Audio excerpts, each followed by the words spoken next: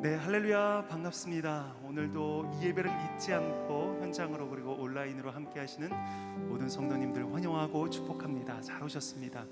오늘도 각자 자리에서 예배하실 텐데요, 그 자리 가운데 하나님의 은혜가 흘러 넘칠 줄 믿습니다. 그렇게 고백되어지는 찬양, 그리고 고백되어지는 예배가 되길 다시 한번 소망합니다. 이 시간 그 주님을 기대하심으로요, 함께 찬양하시면서 오늘 예배 주님께 올려드리겠습니다. 함께 찬양하시겠습니다.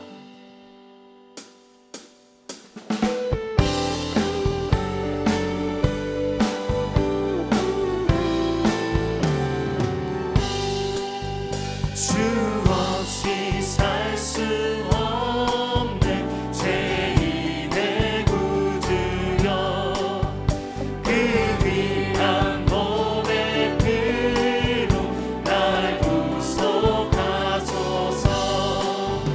구주의 사랑으로 흘리신 보혈이 내 소망 나의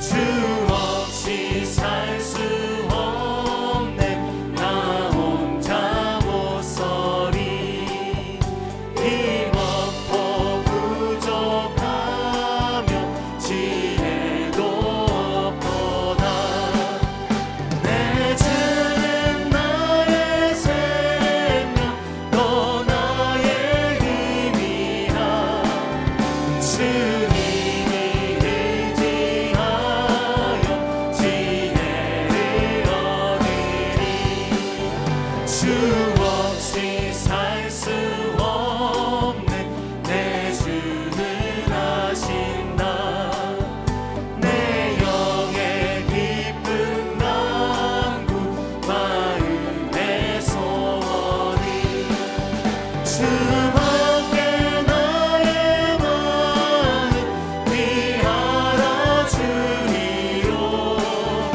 내 마음 위로하사 영원케 하시네 주 없이 살 수 없네 세월이 흐리고 이 깊은 고독 속에 내 생명 빛나도 사랑 풍랑을 날 지켜주신 아멘 내 곁에 계신 주님 우리 1절 다시 한번 고백합니다. 주 없이 살 수 없네 죄인의 구주여 그 귀한 몸의 피로 날 구속하소 아멘 구주의 사랑으로 흘리신 보혈이 내 소망 나의 위로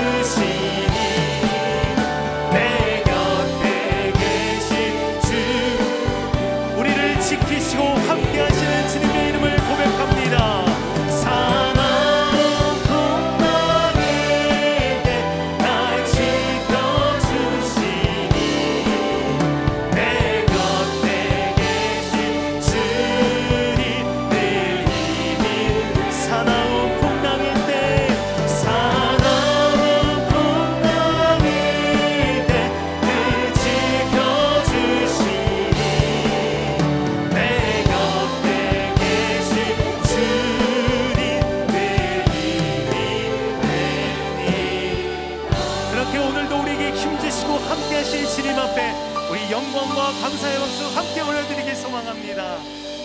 아멘, 아멘, 아멘.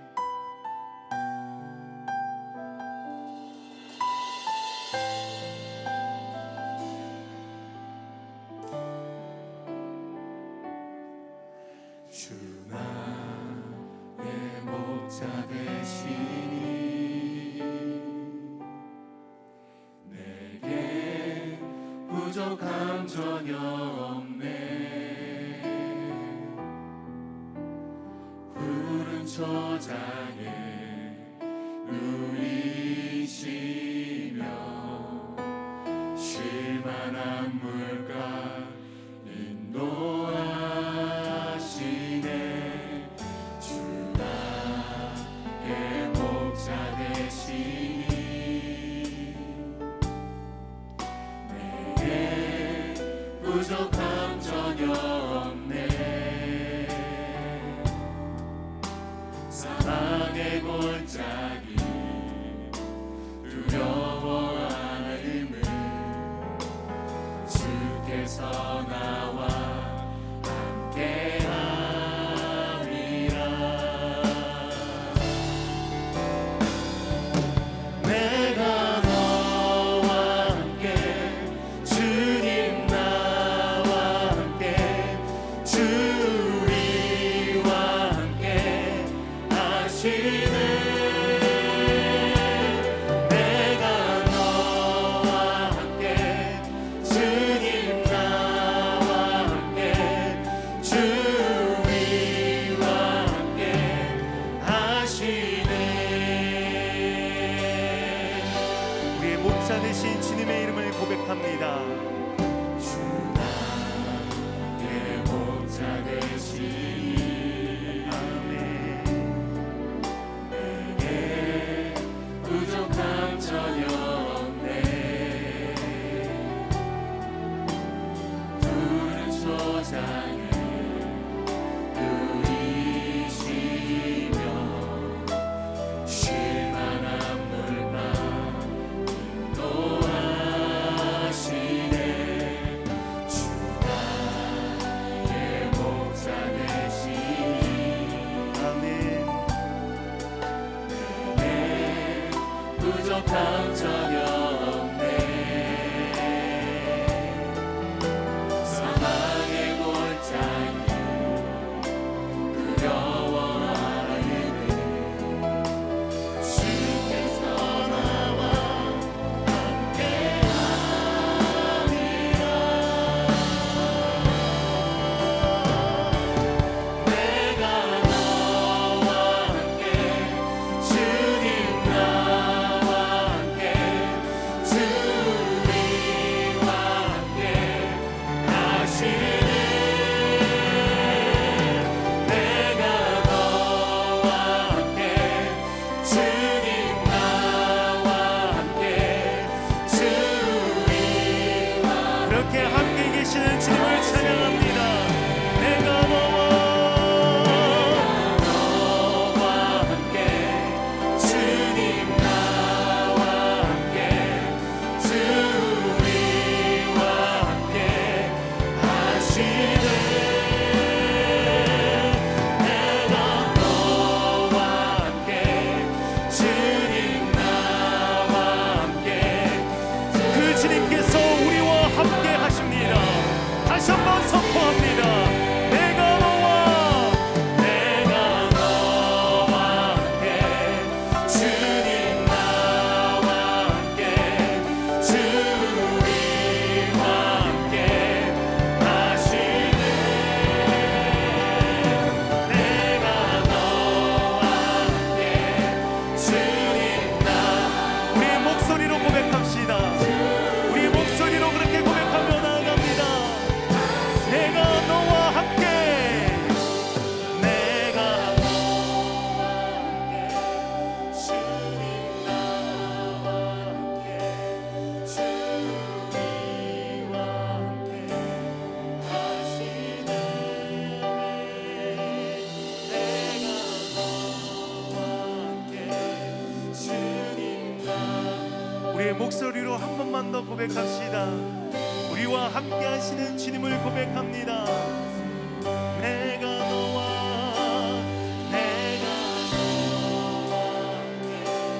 주님 나와 함께 주님과 함께 하시네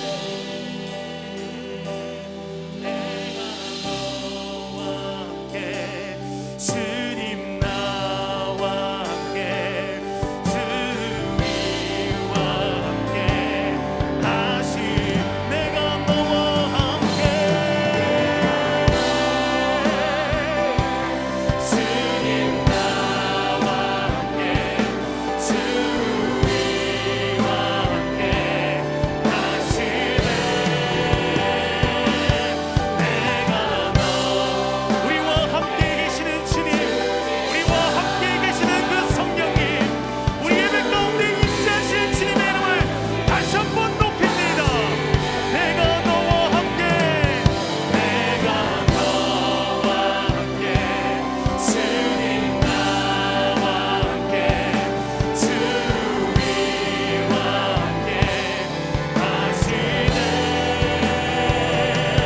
내가 너와 함께 주님 나와 함께 주님과 하시네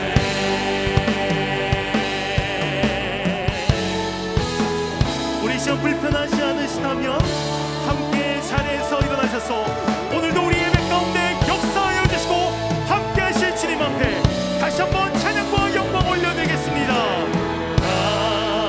내 영혼아 찬양하라 내 영혼아 내 속에 있는 어디나 다 찬양하라 감사라 내 영혼아 감사라 내 영혼아 내 속에 있는 어디나 다 감사하라 경배하라 내 영혼아 경배하라 내 영혼아 내 속에 있는 어디나 다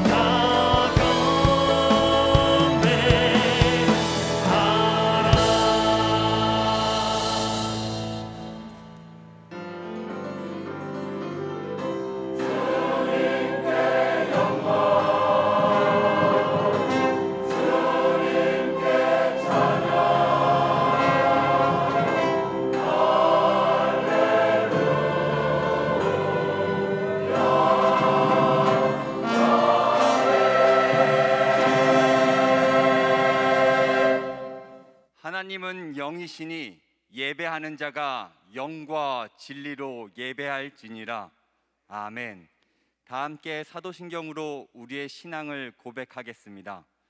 전능하사 천지를 만드신 하나님 아버지를 내가 믿사오며 그 외아들 우리 주 예수 그리스도를 믿사오니 이는 성령으로 잉태하사 동정녀 마리아에게 나시고 본디오 빌라도에게 고난을 받으사 십자가에 못 박혀 죽으시고 장사한 지 사흘 만에 죽은 자 가운데서 다시 살아나시며 하늘에 오르사 전능하신 하나님 우편에 앉아 계시다가 저리로서 산 자와 죽은 자를 심판하러 오시리라. 성령을 믿사오며 거룩한 공회와 성도가 서로 교통하는 것과 죄를 사하여 주시는 것과 몸이 다시 사는 것과 영원히 사는 것을 믿사옵나이다. 아멘. 다 함께 자리에 앉으셔서 찬양하시겠습니다.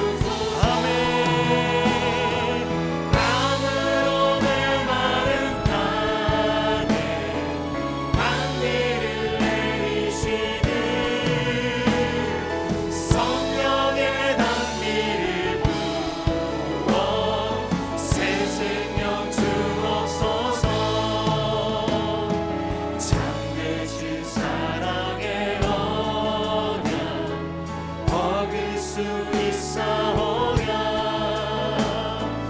오늘의 흡족한 은혜 주실 줄 믿습니다. 아멘. 감으로 메마른 땅에 강비를 내리시는 성령의 단비를 부어 우리 4절 한 번만 더 고백합니다. 참되신 사랑에 참되신 사랑의 언약 어길 수 있사오랴 오늘의 흡족한 은혜 그렇게 부어주실 줄 믿고 선포합니다. 감으로 메마른 땅에 강비를 내리시는 아멘. 성령의 단비를 부어 새 생명 주옵소서. 감으로 내 말이 감으로 메마른 땅에 단비를 내리시는 성령의 단비를 부어 우리 한 번 더 고백합니다. 감으로 내 말이 감으로 메마른 땅에 단비를 내리시는 성령의 단비를 부어 새 생명 그렇게 오늘 예배 가운데서도 은혜 베풀어 주시고 함께하실 주님 앞에 우리 영광과 감사의 박수를 한 번 더 주님께 올려드리길 소망합니다. 아멘. 아멘.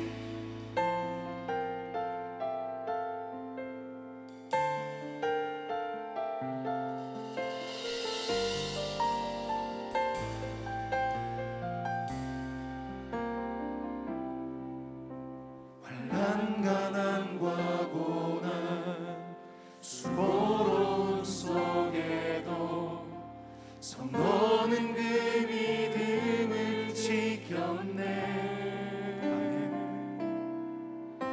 주를 섬기는 일에 자신을 다 드리며 진리의 말씀과 성령으로 그 길을 걸었네. 환난 가난과 환난 가난과 고난 수고로움 속에도 성도는 그 믿음을 지켰네. 아멘. 주를 섬기는 일에 자신을 다 드리며 진리의 말씀과 성령으로 그 길을 걸었네. 그리스도 안에서 새롭게 하시고 그리스도로 인하여 자유케 되었네. 우리는 유명한 자요 죽음의 위기 속에도 참 생명 가졌고 의심하나 기뻐하며 하나하나 다른 일을 부욕해 하는 자로다.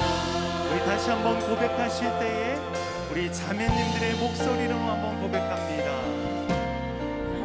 가난과 고난 수고로움 속에도 성도는 그 믿음을 지켰네. 주를 섬기는 일에 자신을 다 드리며 진리의 말씀과 성령으로 그 길을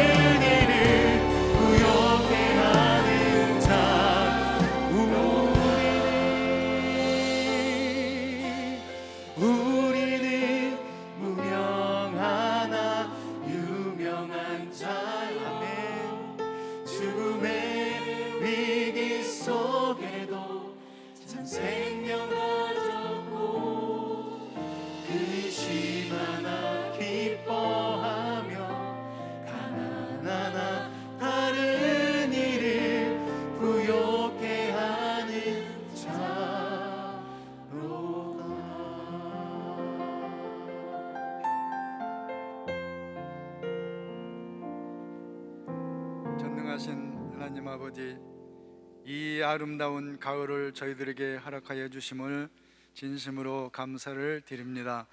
이 가을의 풍성함과 때에 맞는 무르익음을 허락하신 주님께 감사를 드립니다.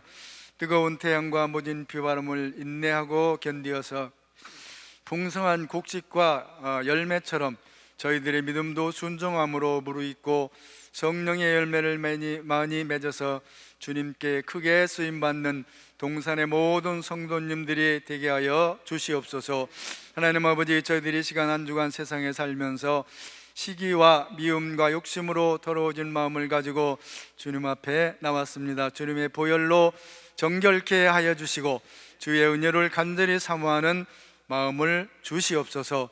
누디의 마음을 열어주셨던 주님, 지금 저희들에게도 열린 마음을 주셔서 말씀을 들을 때에 깨닫게 하여 주시고 귀가 열리게 하여 주시옵소서. 그래서 동산의 모든 성도님들이 큰 은혜 받고 변화받는 복된 예배가 되게 하여 주시길 간절히 기도합니다. 태초에 하나님께서 동산교회에 대한 계획이 있으셔서 이 척박한 도시에 오래전에 김인종 원로 목사님을 보내주셔서 하나리 미라이 되게 하심을 감사를 드립니다. 목사님을 통하여 십자가의 도를 이곳에 전하게 하시고 많은 열매 맺게 하심을 감사를 드립니다. 또 후임으로 김성경 목사님을 담임 목사님으로 보내주셔서 하나님을 경험하는 교회, 세상을 축복하는 교회, 미래를 열어가는 교회라는 하나님께서 주신 비전을 가지고 김성경 담임 목사님과 함께 많은 성도가 하나 되게 하심을 진심으로 감사를 드립니다. 바라옵기는 모든 동산교회가 안산과 이웃도시 또 나아가 한국 사회의 어둠을 몰아내는 등불이 되게 하옵시고, 돈을 사랑함이 가득하고 세상 풍조가 만연한 이 사회에 대하여 빛과 소금의 직분을 잘 감당하는 동산교회 모든 성도님들이 되게 하여 주시옵소서. 하나님 아버지, 오늘 또 여러 가지로 질병으로 힘들어하는 환우들을 위해서 기도합니다. 눈면 소경을 보게 하시고 또 귀머거리를 듣게 하시고 안진뱅이를 걷게 하시고 수많은 병자들을 불쌍히 보시고 고쳐주신 주님, 동산교회 모든 하늘의 질병을 고쳐 주시옵소서. 주님께서 오늘 지금 말씀하여 주시고 주님의 피 묻은 손으로 안수하여 주셔서 고쳐 주시고 건강을 회복시켜 주시옵소서. 그래서 가는 곳마다 간증하며 살게 하시고 주신 건강 감사해서 기쁜 마음으로 봉사하고 또 전도하며 주께 영광 돌리며 살게 하여 주시옵소서. 말씀을 전하실 김성경 담임 목사님 영육간에 강건함 주시고 성령의 기름으로 충만히 채워 주시옵소서. 목사님 가정 위에도 늘 주님의 평안과 기쁨이 함께 하시길 기도합니다. 또 예루살렘 찬양대, 안내, 봉사 차량 등 모든 곳에서 수고하시는 손길 위에 영문이 잘되고 또 범사가 잘되고 강건한 복을 주시옵소서. 모든 것 감사드리며 우리를 원하신 예수 그리스도의 이름으로 간절히 기도드리옵나이다. 아멘.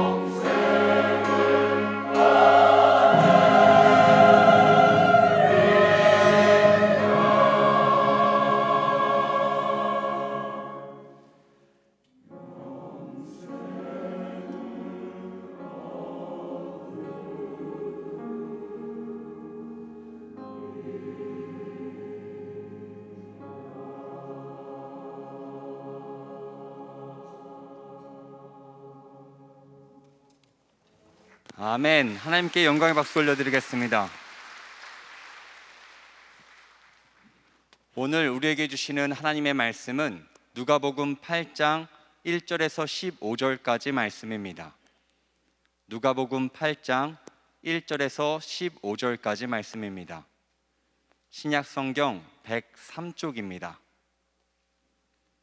한 절씩 교독하여 읽고 마지막 절은 함께 읽겠습니다. 그 후에 예수께서 각 성과 마을에 두루 다니시며 하나님의 나라를 선포하시며 그 복음을 전하실새 12 제자가 함께하였고, 또한 악귀를 쫓아내심과 병 고침을 받은 어떤 여자들 곧 7 귀신이 나간 자 막달리아인이라 하는 마리아와 헤롯의 청지기 구사의 아내 요한나와 수산나와 다른 여러 여자가 함께하여 자기들의 소유로 그들을 섬기더라. 각 소유 사람들이 예수께 다가와 큰 무리를 이루니 예수께서 비유로 말씀하시되 씨를 뿌리는 자가 그 씨를 뿌리러 나가서 뿌릴새 더러는 길가에 떨어짐에 밟히며 공중의 새들이 먹어버렸고, 더러는 바위 위에 떨어짐에 싹이 났다가 습기가 없으므로 말랐고, 더러는 가시떨기 속에 떨어짐에 가시와 함께 자라서 기운을 막았고, 더러는 좋은 땅에 떨어짐에 나서 100배의 결실을 하였느니라. 이 말씀을 하시고 외치시되 들을 귀 있는 자는 들을지어다. 제자들이 이 비유의 뜻을 물으니 이르시되 하나님의 나라의 비밀을 아는 것이 너희에게는 허락되었으나 다른 사람에게는 비유로 하나니, 이는 그들로 보아도 보지 못하고 들어도 깨닫지 못하게 하려 함이라. 이 비유는 이러하니라. 씨는 하나님의 말씀이요 길가에 있다는 것은 말씀을 들은 자니, 이에 마귀가 가서 그들이 믿어 구원을 얻지 못하게 하려고 말씀을 그 마음에서 빼앗는 것이요, 바위 위에 있다는 것은 말씀을 들을 때에 기쁨으로 받으나 뿌리가 없어 잠깐 믿다가 시련을 당할 때에 배반하는 자요, 가시떨기에 떨어졌다는 것은 말씀을 들은 자이나 지내는 중 이 생의 염려와 재물과 향락의 기운이 막혀 온전히 결실하지 못하는 자요. 함께 읽습니다. 좋은 땅에 있다는 것은 착하고 좋은 마음으로 말씀을 듣고 지키어 인내로 결실하는 자니라. 이제 김성겸 담임 목사님께서 나오셔서 씨 뿌리는 자의 비유라는 제목으로 말씀 전해 주시겠습니다.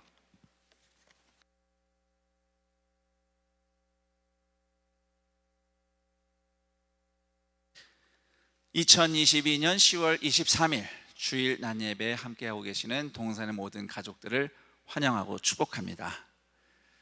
이스라엘 백성들은 예배 자리 때마다 모였을 때 제사장이 민수기 6장 24절부터 26절의 말씀으로 축복을 했죠. 여호와는 내게 복을 주사 너를 지키시기를 원하며, 여호와는 그 얼굴을 내게로 향하여 드사 은혜 베푸시기를 원하며, 여호와는 그 얼굴을 내게로 향하여 드사 평강 주시기를 원하노라. 오늘 이 예배 자리는 하나님의 얼굴 빛을 만나는 자리인 줄 믿습니다. 서로의 얼굴 통해서 하나님의 얼굴을 만나고 또 말씀을 듣는 가운데 하나님의 얼굴을 뵙는 예배 자리가 되기를 축복합니다. 누가복음 8장 1절에서 15절 말씀을 씨 뿌리는 자의 비유라는 제목으로 말씀을 드리겠습니다.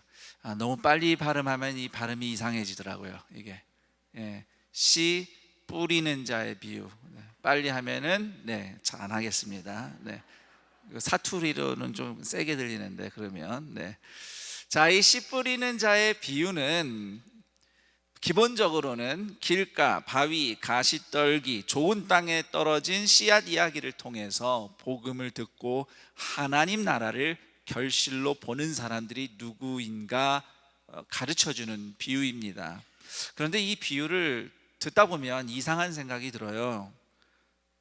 이상하다기보다는 이제 궁금한 거죠. 마음에 왜 농부가 농사를 이렇게 짓나? 씨를 뿌리려면 밭에 제대로 뿌려야지. 어떤 씨는 길가에 떨어지고 어떤 건 바위에 떨어지고 또 가시떨기에 떨어지고 농사를 못 짓네, 이런 생각이 듭니다.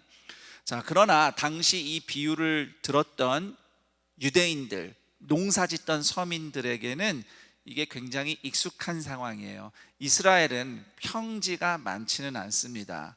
그래서 보통 가난한 농부들은 산지에 계단식으로 밭을 만들어서 농사를 졌어요. 영어로는 테라스 농경지라고 불러요. 테라스. 이렇게 우리는 보통 집에 테라스가 있고 뭐 이런 얘기 하는데 계단식 밭이죠. 어떻게 만드냐? 그 비탈진 지형에 돌담을 세웁니다. 층층이 세우고 돌담과 비탈 사이를 흙으로 메꾸는 거죠. 그러면 이제 밭이 되는 겁니다. 그런데 지금 세워진 돌담 위가 사람이 지나갈 수 있을 만한 너비의 돌담이에요. 농부들이 저 돌담 위를 걸어 다니면서 밭에 씨앗을 뿌립니다. 이 돌담 위가 바로 예수님 비유 속의 길가예요. 다른 길이 아니라 이 농사 지을 때 농부가 밟는 길입니다. 그런데 이 돌담을 쓰러지지 않게 지탱하기 위해서 아래쪽에 또 작은 돌들로 채워놓고 그 위에 흙을 덮어요. 그렇기 때문에 돌담 부근의 밭은 흙 아래로 조금만 내려가면 다 돌입니다. 돌밭이죠. 이것이 예수님 비유 속의 바위입니다. 바위 하면 이렇게 큰 돌만 떠올리는데 성경의 바위, 헬라어로 페트라라고 하면 돌이 많은 땅도 페트라라고 불러요. 자, 한편 이 돌담의 저 반대편, 그러니까 밭 안쪽 끝에 위층 밭 돌담 바로 아래죠. 여기는 농부의 손이 잘 닿지 않습니다.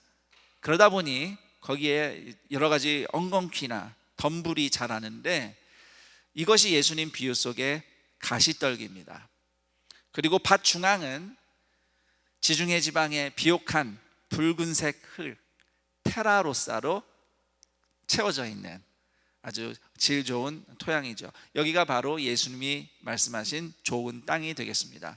그래서 유대인 농부들은 파종 한 씨가 밭 주변의 길가, 돌밭 또는 가시떨기에 떨어지는 상황이 익숙했어요. 그래서 예수님이 이 비유를 말씀하실 때 아이고 알아 나도 그래 봤지 하면서 즐겁게 비유를 들었을 겁니다. 그런데 문제는 사람들이 이 예수님의 비유를 단지 농사에 대한 가르침이라고만 받아들였을 가능성이 높다는 겁니다. 그 당시 유대인 랍비들이 백성들을 가르칠 때는 성경만 가르친 게 아니고 율법을 따라 사는 생활 전반에 대해서 가르쳤습니다. 그래서 농사에 대해서도 가르쳤어요. 유대인의 경전 탈무드에 보면 제라임이라고 하는 항목이 있습니다. 제라임은 씨앗들이란 뜻이에요. 히브리어로 씨앗이 제라입니다. 제라임이라는 항목에는 유대인으로서 율법에 맞게 농사를 짓는 게 뭔지를 여러 가지를 설명해 주는 가르침이에요. 그러니까 이런 배경을 생각해 보면 씨 뿌리는 자의 비유도 그 당시 유대인들이 다른 랍비들한테 들어봤어. 이거 농사 짓는 법을 예수님이 가르쳐 주시는구만. 이렇게 이 정도로 그냥 듣고 말았을 거란 거죠. 특히 예수님이 100배의 결실을 맺을 것이다 했을 때도 이게 창세기 26장에 이삭이 농사 지었을 때 하나님이 주신 복이거든요. 그러니까 그 당시 유대인들은 우리도 씨앗 낭비하지 말고 지혜롭게 정확하게 밭에 잘 뿌려서 농사 지으면 이삭처럼 하나님이 100배의 소출로 복을 주실 거야. 이런 축복의 말씀 정도로만 받고 말았을 거라는 거죠. 그러나 제자들은 좀 달랐어요. 그동안 그래도 따라다니면서 말씀을 배운 덕분인지 제자들은 예수님의 비유가 단순히 농사법에 대한 가르침이 아니라는 것을 간파했지요. 그래서 예수님의 비유의 진의가 무엇인지 예수님께 여쭌 것입니다. 몰라서 물어보는 것은 좋은 일입니다. 모르는데 아는 척하고 안 물어보면 계속 몰라요. 물어봐야 됩니다. 이 제자들은 그나마 물어볼 만한 관심과 호기심과 의욕이 있었다는 것이 아주 높이 살 만한 일이죠. 그래서 예수님이 제자들에게 하나님 나라의 비밀을 아는 것이 너희에게는 허락되었다라고 말씀하신 것은 지금 주님이 마음이 흡족하신 거예요. 다른 사람들은 농사얘기인 줄 알고 그냥 흩어졌는데 그래도 너희들은 내 제자라고, 이 말씀에 무슨 뜻이 있을 텐데 하면서 이렇게 나한테 질문하는구나. 그래, 너희는 이 비유의 진짜 의미를 들을 자격이 있다. 이런 예수님의 흡족한 마음을 우린 여기서 느낄 수 있습니다. 자, 예수님께서 풀어주신 비유의 뜻은 여러분 성경 읽으시면 그대로입니다. 어려운 말 하나도 없습니다. 그러나 제가 설교자로 섰으니 그래도 요약 정리는 해드리겠습니다. 4가지 종류의 사람이 있다고 예수님이 설명하시죠. 우선 첫 번째는 씨앗이 길가에 뿌려진 상황인데요, 말씀을 들었지만 곧 마귀에게 말씀을 빼앗긴 사람이에요. 어떻게 빼앗기는지는 좀 뒤에 또 다시 이야기해 보겠습니다. 그 다음 씨앗이 바위, 즉 돌밭에 떨어진 상황은 말씀을 기쁘게 들었지만 뿌리 없이 잠깐 믿다가 시험이 닥치니까, 시련이 오니까, 다시 말해서 내 생각과 내 기대와 달리 말씀이 나를 부딪히면 예수님께, 하나님께 등 돌리는 사람입니다. 그 다음 세 번째로 씨앗이 가시떨기에 떨어진 상황은 말씀을 듣기는 하는데 먹고 사는 문제, 돈에 대한 욕심, 향락의 노예가 되어서 하나님 백성다운 삶을 결실 맺지 못하는 사람입니다. 그리고 마지막으로 네 번째, 씨앗이 좋은 땅에 떨어진 것은 착하고 좋은 마음을 가진 사람이래요. 자, 착하고 좋은 마음은 하나님의 은혜를 구하며 하나님을 향해 교정되는 겸손한 마음입니다. 그 마음으로 말씀을 듣고 순종하며 결실을 맺는 사람이 좋은 땅입니다. 그렇다면 8절에서 주님이 좋은 땅 말씀하시며 100배 결실 맺는다 하신 것은 농사나 사업을 하면 100배 축복받는다는 의미는 아닌 것이죠. 물론 하나님이 그런 복을 누군가에 주실 수는 있지만 예수님이 말씀하고 싶으신 100배의 복은 그게 아닙니다. 이 100배의 결실은 기적이에요. 어떤 기적인가요?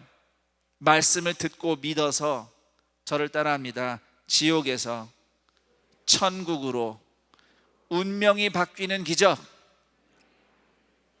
이것이 주님께서 100배의 결실을 말씀하시면서 의미하신 바입니다. 자, 여기까지 듣고 나면 말씀을 듣고 믿는 좋은 밭과 같은 사람이 되라는 교훈의 말씀처럼 들립니다. 물론 예수님께서는 우리가 모두 다 좋은 땅과 같은 사람이 되기를 원하십니다.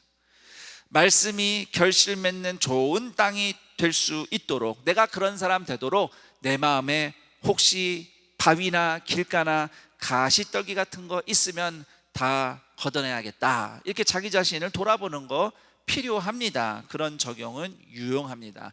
그런데 예수님의 비유를 원어로 들여다보고 당대 사고 방식과 유대인들의 문화를 살펴보면 예수님께서 씨 뿌리는 자의 비유를 통해 가장 말씀하고 싶은 것이 무엇인지 우리는 발견할 수 있습니다.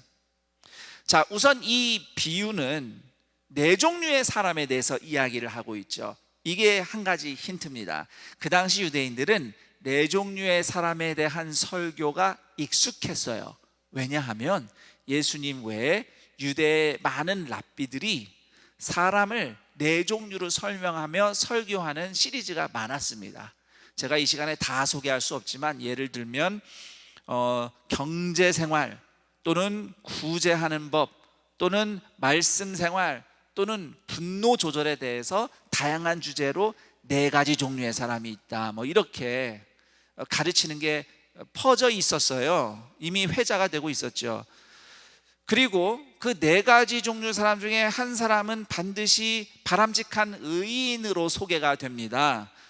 그래서 그 당시 랍비들은 사실상 다 바리새인들이었어요. 바리새파 랍비들인데, 이 바리새파 랍비들이 이야기하는 네 종류의 사람 설교는 단순히 세상에는 네 종류의 사람이 있다는 걸 말하고자 함이 아니라 그 넷 중에 의인으로 소개되는 사람, 그 의인들이 바로 우리 바리새파야, 이거 얘기하고 싶어서 네 종류 사람 설교를 했고요. 그리고 동시에 나머지 세 부류의 사람은 바리새인들이 봤을 때 한심해 보이는, 율법도 잘 모르고 무식하게 사는 유대 서민들, 대중들, 또는 악한 죄인들, 또는 바리새파와 경쟁하는 다른 집단들이 있죠.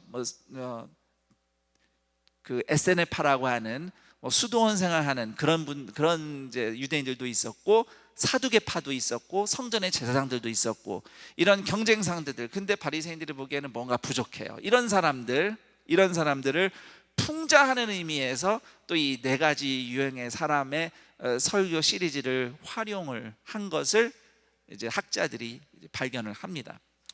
자, 그렇다면 예수님도 네 종류의 사람의 방식으로 씨 뿌리는 자의 비유를 설교를 하셨기 때문에 같은 특징을 갖고 있다고 봐야 돼요. 같은 특징을.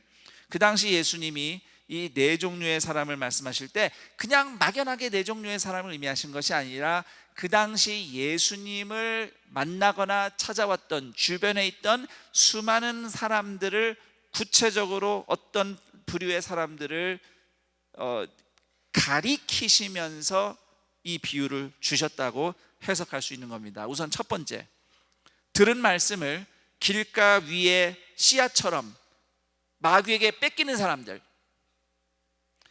바로 오늘 말씀 4절에 예수님 말씀 듣겠다고 우르르 몰려온 군중, 큰 무리, 이 사람들이 바로 말씀을 곧바로 마귀에게 뺏기는 사람들입니다. 길가에 떨어진 씨앗처럼 말이죠. 당시 유대 군중은 예수님 좋다고 그렇게 따라다니면서 말씀도 그렇게 많이 들었지만 정작 마귀 같은 악한 지도자들의 계략에 속아서 예수님께 배우고 은혜 받은 모든 것을 망각하고 나중에 예수님을 십자가에 못 박으라고 데모를 했던 사람들, 그들이 바로 유대 군중이었습니다.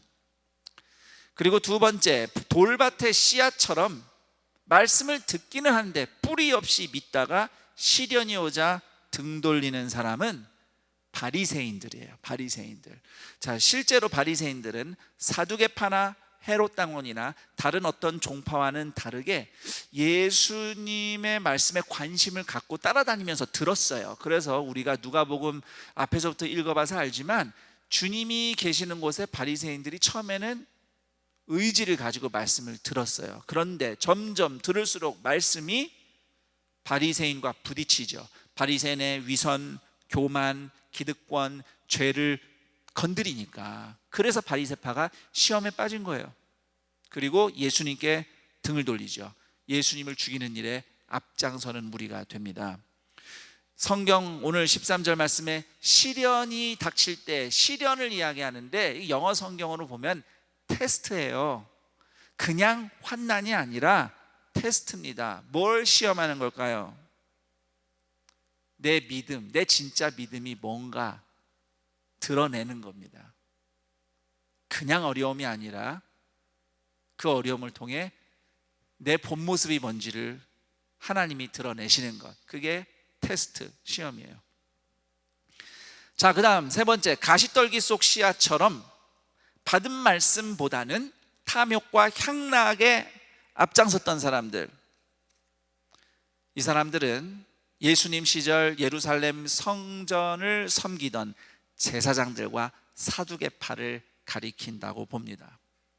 늘 성전에 살면서 늘 말씀에 대해서 듣고 늘 예배하는데 정작 성전을 이용해서 비즈니스를 하며 돈을 모으고 과부와 고아를 억압하고 음란한 죄를 저질렀던, 그래서 항상 예배드리고 성전에는 있는데 정작 하나님 나라를 결실하지 못했던 사람들이 제사장들과 사두개파였어요.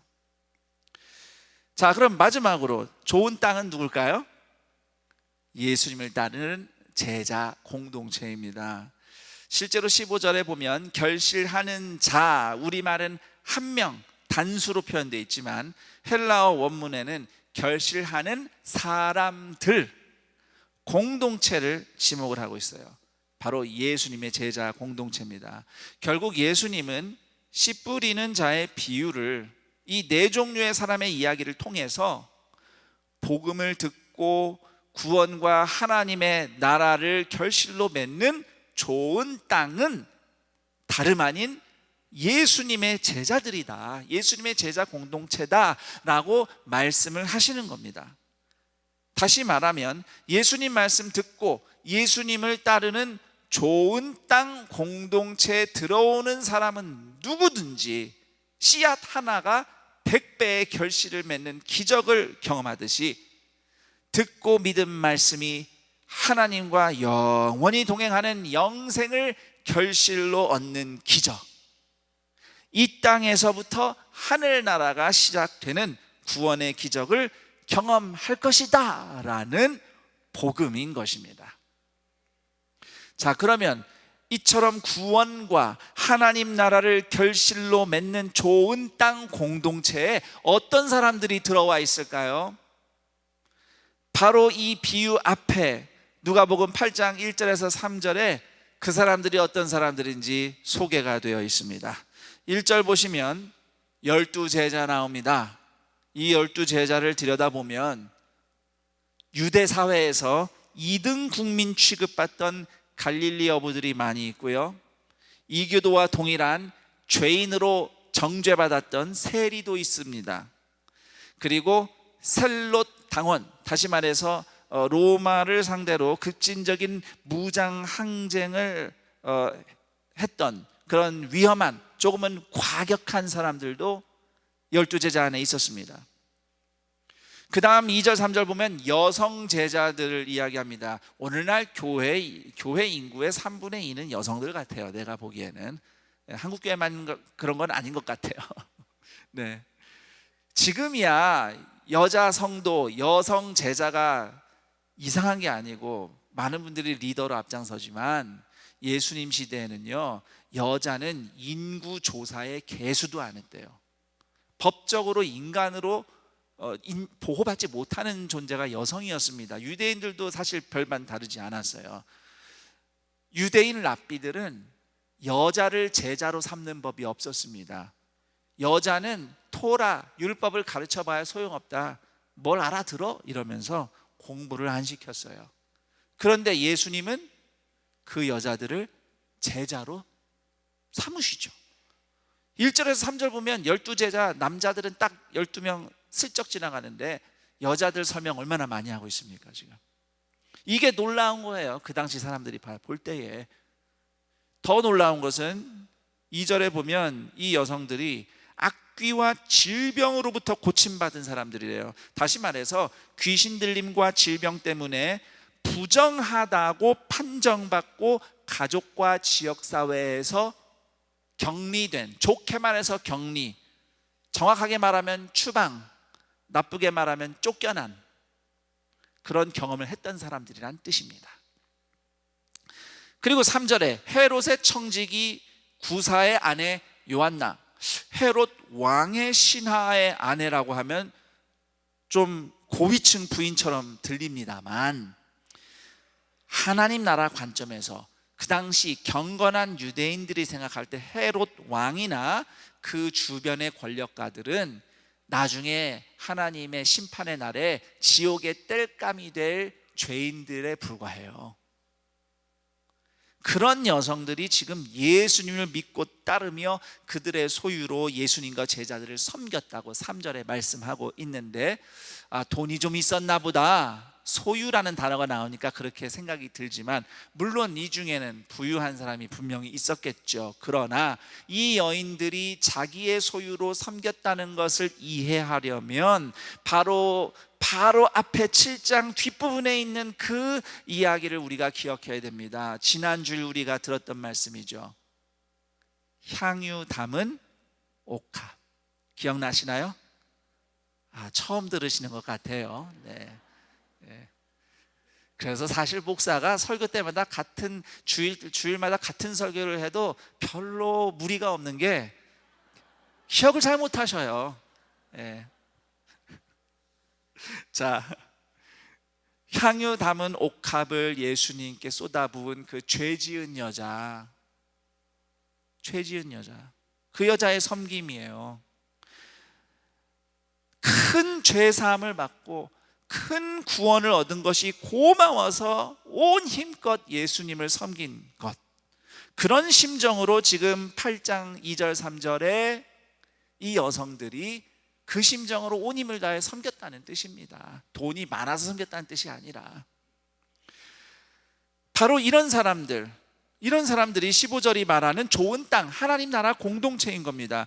그 당시 유대인들이 볼 때에 하나님이 로마 몰아내고 이스라엘 다시 회복해서 하나님 나라가 다시 세워지면 거기서 제일 먼저 초대받을 사람, 인정받을 사람들 하면은 바리새인들이나 사두개인들, 성전의 제사장들 생각했어요. 그런데 지금 예수님의 제자들은 어떻습니까? 2절 3절 짧은 내용만 봐도 얼마나 비천한 사람들인가 다 알 수 있어요. 근데 이런 비천한 사람들이, 저런 사람들이 하나님 나라 공동체라고? 이런 사람들이 100배의 결실의 기적처럼 말씀이 구원과 하나님 나라로 결실 맺는 좋은 땅이라고 예수님이 말씀하시는 겁니다. 그래서 이 씨를 뿌리는 자의 비유를 예수님께서 하신 가장 중요한 이유, 그것은 물론 모든 사람 들으라고 하는 말씀이지만 우선 먼저 예수님의 제자들을 위로하고 격려하고 싶으신 말씀이라고 저는 생각해요. 이 세상에서는 참 지은 죄도 많았고 작고 비천하고 연약한 사람들인데 그런 너희가 바로 내가 부른 좋은 땅이야. 그거 주님이 말씀하고 싶으신 거예요. 너희가 아무리 비천했어도 너희는 내가 구원한 나의 좋은 땅이야. 그 주님의 마음이 이 비유 안에 들어있는 겁니다. 주님이 앞서 누가복음 6장 20절에서 이렇게 말씀하셨죠. 너희 가난한 자는 복이 있나니 하나님의 나라가 너희 것이며. 우리 서로 인사합니다. 하나님 나라는 당신 겁니다.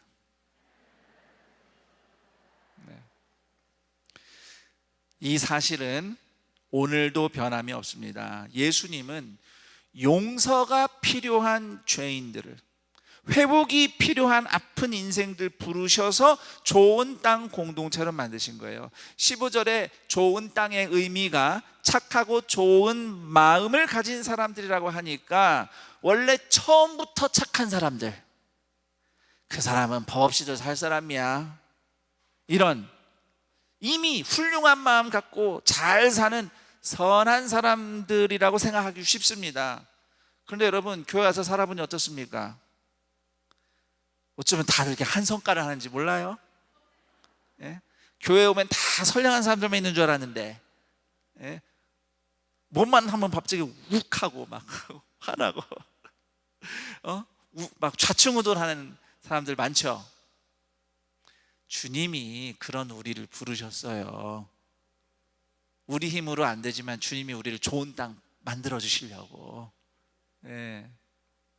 원래부터 처음부터 잘하고 선한 사람은 없습니다. 예수님 없으면은 저 바닥일 건데 예수님 믿어서 이만큼이라도 하는 거예요. 이만큼이라도. 옆 사람에게 인사합니다. 아직 덜 자라서 죄송합니다. 한 번 더 인사합니다. 앞으로 더 잘할 겁니다.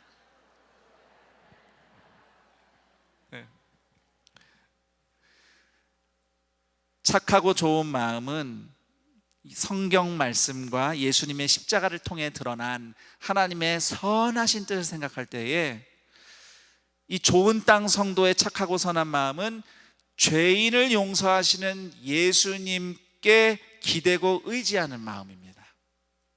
그분을 의지하는 마음이 좋은 마음이에요. 나 같은 죄인을 불러주신 예수님 말씀에 겸손히 나를 맞추는 마음, 이렇게 예수님을 구주로 의지하고 하나님의 은혜가 필요해서 예수님의 말씀에 오늘도 귀 기울이려 하는 연약한 사람들이 하나님 나라 좋은 땅 공동체인 것입니다. 예수님이 말씀하신 좋은 땅은 씨를 뿌리는 대로 바로 열매가 맺히는 좋은 땅은 아니에요. 15절 보면은 인내로 결실한다 이렇게 적혀 있습니다. 인내가 필요해요. 결실을 보기까지.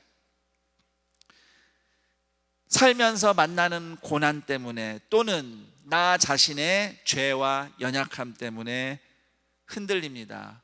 오늘 한 걸음 순종하는 것도 힘들고 그거 하나 순종하다가도 실패하는 게 우리의 연약함이에요. 우리는 때때로 오늘 비유 속에 길가, 바위, 가시떨기처럼 살 때가 참 많습니다. 오늘 좋은 땅에 대한 말씀을 듣는데 지난 한 주간 내가 어떻게 살았나 돌아보면 아 주님 내가 좋은 땅입니다 자신 있게 말씀드릴 수 있습니까? 그렇지 못한 어려운 마음, 죄송한 마음, 이 마음 가지고 오늘 여기 오셨을 겁니다. 오늘도 변치 않고 용서하시는 예수님을 의지하여서 말씀을 듣고 지키고 순종하기를 포기하지 않고 인내하며 버티며 살아내고자 하는 우리가 예수님이 일구시는 좋은 땅 맞습니다. 구원받은 은혜는 분명해요. 여러분 구원받은 사람들 맞습니다. 그렇지만 내가 회개했고 죄 용서 받은 건 맞지만 죄 지으며 살던 기억이 없어지던가요? 기억은 남아있죠. 때때로 생각이 나요. 사람이니까.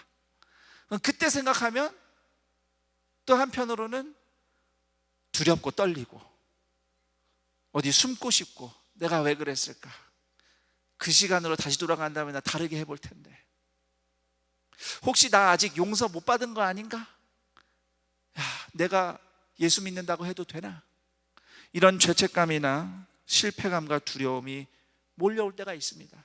그럼에도 다시 예수님 이름 의지하여 은혜를 구하며 오늘 예배 자리에 나온 여러분 한 분 한 분이 예수님께서 불러 모으신 좋은 땅 성도들입니다.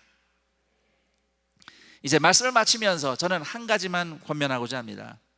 천국 복음이 천국 인생으로 결실 맺는 좋은 땅 인생을 사는 비결은 예수님의 제자 공동체 안에 들어와서 좋은 땅을 이루는 좋은 땅과 같은 성도들과 함께 사는 겁니다.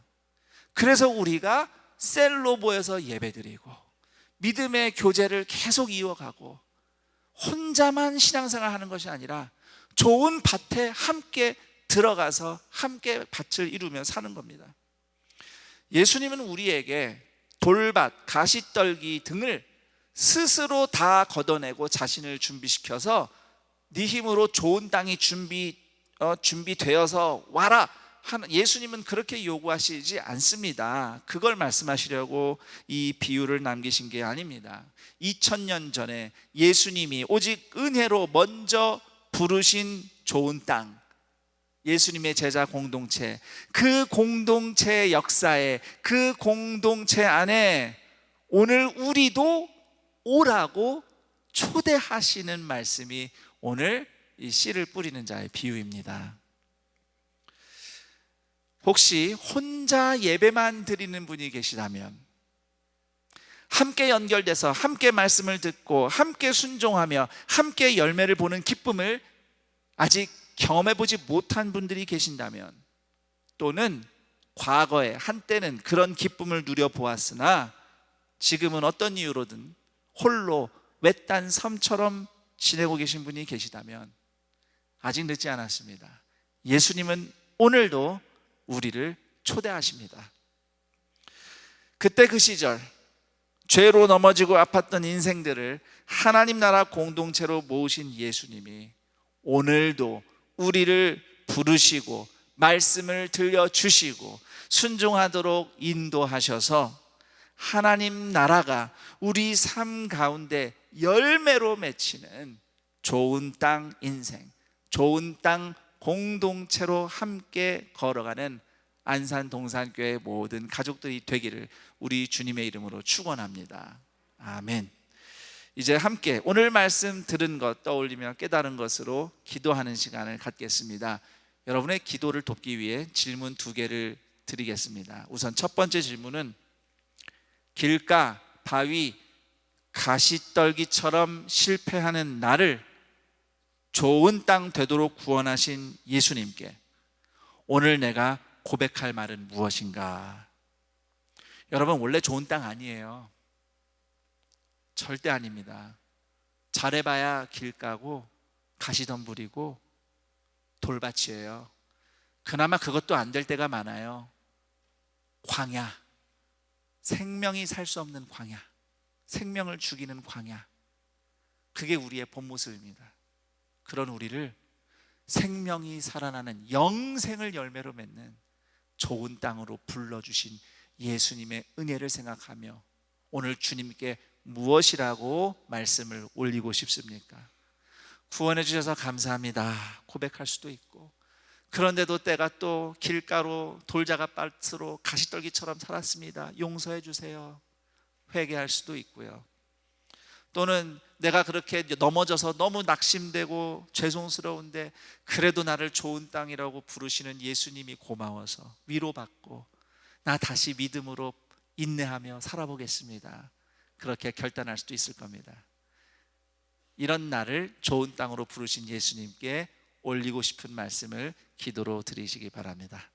두 번째 질문, 들은 말씀이 결실을 맺는 좋은 땅 공동체를 함께 이루기 위해서 내가 순종할 일은 무엇일까? 우선은 내가 공동체에 잘 연결돼야 되겠죠. 혹시 최근에 셀 예배 모임에 소홀했다, 또는 서로 연락을 주고받는 일에 소홀했다 하시면 그 부분 내가 더 적극적으로 좋은 밭 공동체 안에 들어가기 위한 나의 수고가 필요할 것이고요. 또는 지금 외딴 곳에 떨어져 있는 우리 좋은 땅으로 초대해야 할 영혼들, 그들을 어떻게 섬길까 생각날 수 있을 겁니다. 좋은 땅 공동체를 함께 이루기 위한 나의 순종은 무엇일까 질문하며 깨달은 대로 기도하는 시간을 갖겠습니다. 기도합니다. 하나님 아버지, 감사합니다. 돌밭, 길가, 가시떨기 그조차도 안 되고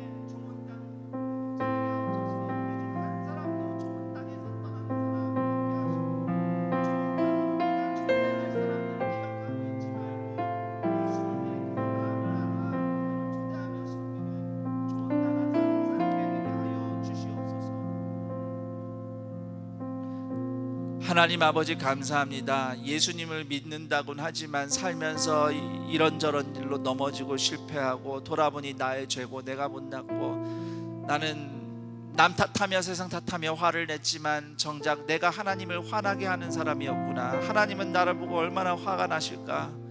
그런데도 나한테 뭐라 하지 않으시는 오늘도 그저 주님의 은혜에 의지하여 주님 앞에 나와 예배드릴 수 있도록 불러주신 하나님의 은혜를 떠올리며 겸손히 나아온 하나님의 자녀들을 축복하여 주옵소서. 오늘 그렇게 망가지고 또 깨지고 넘어진 영혼들에게 주님 말씀하십니다. 너희가 네가 나의 좋은 땅이야. 너희가 하나님 나라가 맺히는 열매 맺는 좋은 밭이란다. 그 예수님의 위로와 격려에 힘입어 척박한 세상 속에서도 밭을 일구고 숲을 이루는 좋은 땅 공동체 되게 하여 주옵소서. 늘 우리가 좋은 땅 공동체로 함께 연결되어 있고 아프고 힘든 일 있을 때 낙오되지 않도록 기도하며 섬기며 붙잡아주며 마침내 우리 모두가 천국의 생명으로 결실을 보며 살아가게 하옵소서. 주님, 이렇게 받은 은혜에 감사해서 예배드리며 주님께 예물 드리는 손길들 기억하사 예물이 쓰이는 곳마다 가시밭이 떨기가 또는 돌밭이 길가가 광야가 좋은 땅으로 거듭나고 하나님 구원의 열매를 맺는 구원의 역사, 회복의 역사가 일어나게 하시고 드린 손길들 위에 오늘도 주님이 베푸시며 먹이시며 돌보시는 은혜가 갑절로 부어지게 하옵소서. 우리 주 예수 그리스도의 이름으로 기도드립니다. 아멘.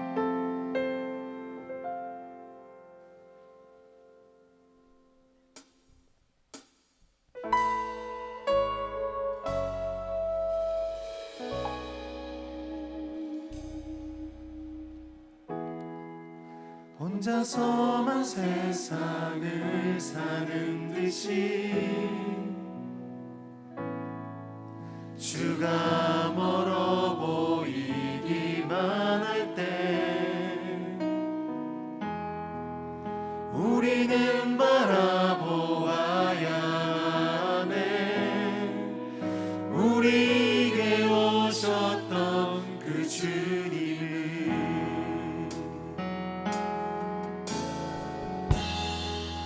혼자서만 세상을 사는 듯이 주가 멀어 보이기만 할 때 우리는 바라보아야 하네. 우리에게 오셨던 그 주님이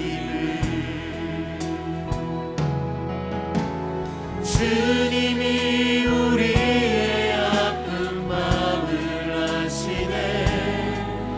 가까이서 우리의 아픔에 공감하시네. 우리 가운데 찾아오셨던 그 주님이 우리의 모든 상황에 공감하시네.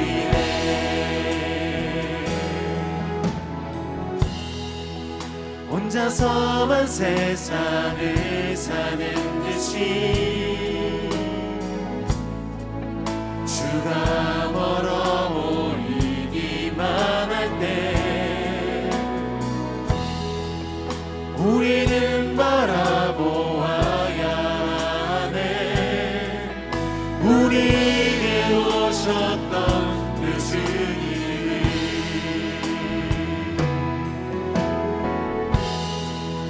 혼자서만 세상을 사는 듯이 주가 멀어 보이기만 할 때 우리는 바라보아야 하네. 우리에게 오셨던 그 주님이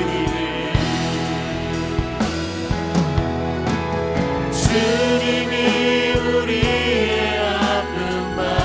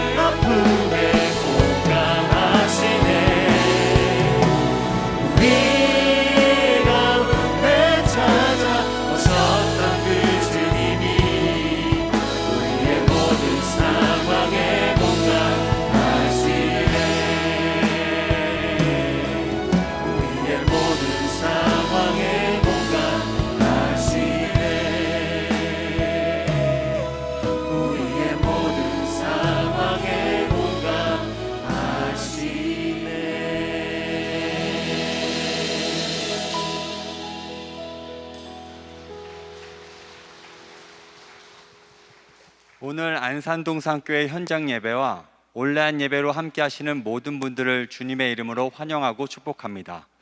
오늘 동산교회에 처음 오셨거나 등록하기를 원하신 분들께서는 손을 들어 표해 주시면 감사하겠습니다.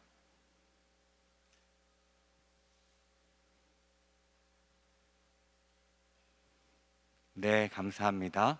등록하신 분들께서는 예배당 뒤편 새가족 환영실에 꼭 들려주시기 바랍니다.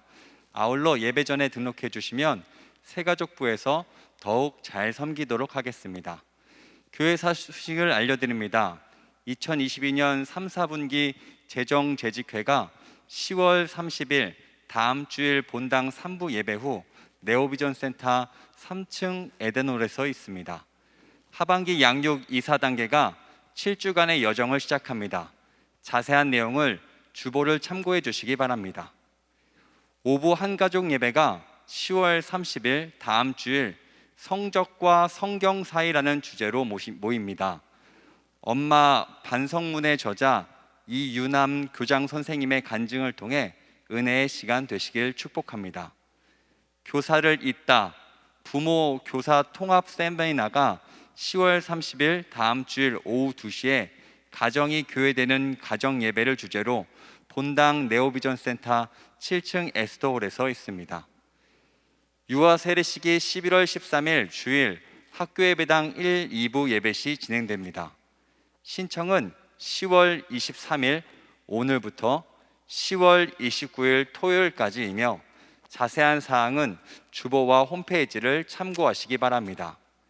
가을엔 더 기도하게 하소서 10월 31일부터 11월 14일까지 매주 월요일 오전 10시 본당 1층 큰수폴에서 있습니다. 결실의 계절 가을처럼 풍성하게 넘치는 은혜의 현장으로 모두를 초대합니다. 큰숲 맑은 샘, 푸른 숲 맑은 샘 11호가 발행되었습니다. 최성호 목사님께서 이음 동산교회를 개척합니다. 개척을 위한 준비기도회가 12월 3일까지 매주 토요일 오후 6시부터 온라인, 오프라인 동시 진행됩니다. 개척에 동참하실 분들과 기도로 후원하실 분들의 적극적인 참여를 바랍니다. 2022년 김장 나눔 사업 한 포기만 더가 진행됩니다. 방법은 주보를 통해 참고하시고 직접 계좌로도 후원이 가능합니다. 어려운 이웃을 위한 나눔에 적극적인 참여와 응원과 공유 부탁드립니다. 구 파트너즈가 설립 10주년을 맞아 10월 27일 목요일 오후 7시 네오비전 센터 10층 아트홀에서 감사 음악회를 진행합니다. 성도님들의 많은 관심과 참여 바랍니다. 동빈 아카데미에서 초, 중, 고 도서 지도를 위한 교사를 모집합니다. 봉사 내용과 시간 및 방법은 주보를 참고하시기 바랍니다. 2023년 동산 글로벌 선교원 입학 설명회가 11월 10일 목요일 오전 10시 30분에 있습니다. 아울러 글로벌 선교원 유아 모집은 5, 6, 7세 원화로 11월 10일 목요일부터 정원 춘원까지 선착순 모집합니다. 이번 주 8가정에서 결혼 예식이 있습니다. 11교구 김부용 집사님, 김정자 권사님 가정, 12교구 박영순 권사님, 정유성님 가정, 13교구 신명옥 권사님 가정, 14교구 윤성순 성도님, 김영희 집사님 가정, 14교구 하영경 권사님 가정, 18교구 강분순 권사님, 한명환님 가정, 20교구 강덕임 권사님, 김태식님 가정, 청년교구 고동균 군과 임민정 양의 결혼 예식이 10월 29일 토요일에 있습니다. 성도님들의 많은 축하를 부탁드립니다. 그 밖에 자세한 내용 및 임명, 알림, 모집 등은 주보를 참고해 주시기 바랍니다. 모두 자리에 일어나셔서 여기에 모인 우리를 찬양하신 후에 김성견 담임 목사님께서 나오셔서 축도해 주시겠습니다.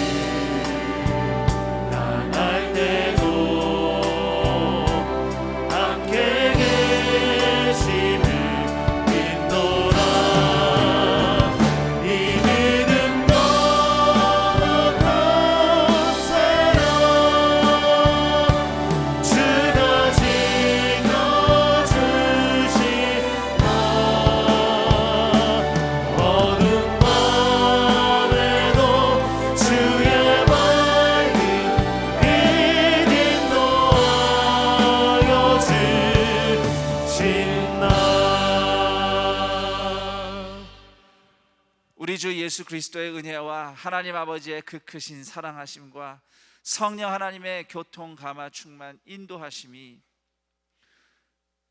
길가 바위 가시떨기는 고사하고 광야 같았던 죄인을 예수님의 핏값으로 십자가 은혜로 사셔서 좋은 땅 만들어 주신 은혜가 고마워서 오늘도 흔들릴 때가 많지만 주님 은혜에 의지하여 나오고 들은 말씀이 우리의 삶 가운데서 하나님 나라 주님과 동행하는 영생의 열매를 맺으며 주님과 동행하는 기적을 함께 경험하는 좋은 땅, 예수님의 제자 공동체로 살아가고자 다짐하며 주님을 예배하는 동산의 모든 가족들 인생 위에 영원토록 함께 있을지어다. 아멘.